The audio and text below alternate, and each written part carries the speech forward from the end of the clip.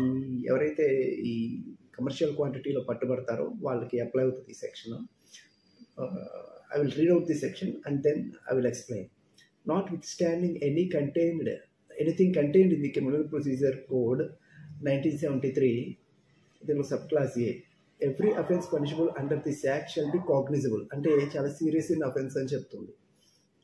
No person accused of an offence punishable for 2 shall be released on bail or on his own bond unless bail మీద release చేస్తాడు 2 conditions satisfy చేసినప్పుడు అని చెప్తుంది. ఆ 2 conditions ఏంటంటే the public prosecutor has been given an opportunity to oppose the application for such release.